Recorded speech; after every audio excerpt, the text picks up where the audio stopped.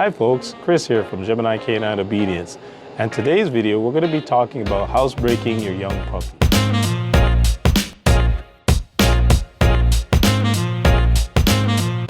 That has got to be the most difficult aspect to raising a young dog, is the housebreaking issue. But today we're going to keep it simple and show you a way in which you can housebreak your puppy most effectively. Now, first thing in the morning, what I normally do is I take my young dog out on leash to a designated area that I've created in the backyard. And the reason being is, as opposed to just having my puppy just wander about the backyard, becoming distracted, is to take him to that area. It helps to keep him focused. And he has no more than 6 feet, the length of the leash, to travel. And that usually helps to speed up the whole process of using the washroom. So I go to my designated area, I stand there, I play out my leash, 6 feet, and I allow the puppy to sniff, do whatever he's got to do to stimulate that behavior. Now, once the puppy has urinated or defecated or both, I will praise him lavishly, at which time now I'll run him back inside and we prepare breakfast. Now for breakfast, or food in general, we keep it regulated. And we keep it regulated to either his crate or his X-pen.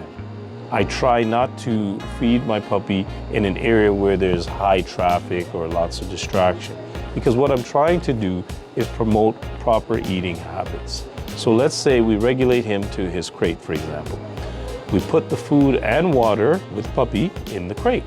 Now, food and water is going to be left down for no more than 15 to 20 minutes. The reason being is, once again, we're trying to promote proper eating habits. And if your puppy soon realizes that when the food is down, this is the only amount of time he has to eat, you're gonna find now, as an older dog, he's gonna eat every time that food and water is placed on the ground. We've seen some dogs, because they've been free-fed, when the food is down, they may take a nibble now and again, but they don't really finish it all at once. And that can lead to washroom issues down the road. So we find from day one as a young pup, if we set up a schedule where this is when he eats and this is how long the food and water is going to be down, it makes for, again, proper eating habits. Now, once we reach the 15 to 20 minute mark, we remove the food and water bowl, regardless as to whether or not he's finished it or there's stuff in it still. Now, after about 5 to 10 minutes, once we remove the bowl, we will take the puppy back out to our designated area on our 6-foot leash, giving it time once again to relieve itself. Once that happens, we're gonna praise our puppy lavishly. Now, we'll bring the puppy back inside, and I might engage him in some training or some light play, spend some time with him, until eventually, once again, I'm gonna take that puppy back outside to use the bathroom. And once again, to our designated area on our 6-foot leash. Then, he uses the bathroom, and we repeat the process. Lots of praise and or treat if you want. And we bring him back inside. Usually at that point in time, I have other things to do, so I might regulate him back to his playpen or his crate.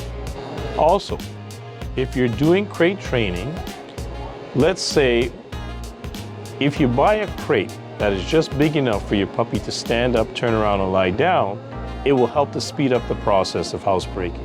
Why that is, puppies by nature do not like to mess their own sleeping area. The only thing is, you've got to be alert. You've got to listen for those signs of when he needs to use the bathroom. It could be scratching in the crate. It could be howling, barking. These are the signs that tell you that he's got to go, or a lot of spinning in the crate. Now, sometimes that can become very expensive, buying a crate that just fits him, especially at a young age, because he's going to be growing. So what we found works really well, you can buy these crates now that have an actual partition in them, and you set it up accordingly, according to his size. And as he gets bigger, you can always move the partition back, allowing him a little bit more space to accommodate his size. And so I find that is the least expensive way of crate training, as opposed to buying several crates over his puppy time. If you're not a big fan of crate training, then sometimes I would suggest, let's say, an X pen or a small room in the home, such as, let's say, a bathroom with a baby gate up. And back in the old days, we used to spread a lot of newspaper on the ground. So this way, if he did have an accident, it was always on the newspaper. And that same newspaper could be taken out to the designated area, placing rocks on it so it doesn't blow away. And this would also help to speed up the whole housebreaking issue. With that said, guys, we're going to conclude this video. Stay tuned for more informative videos. Take care.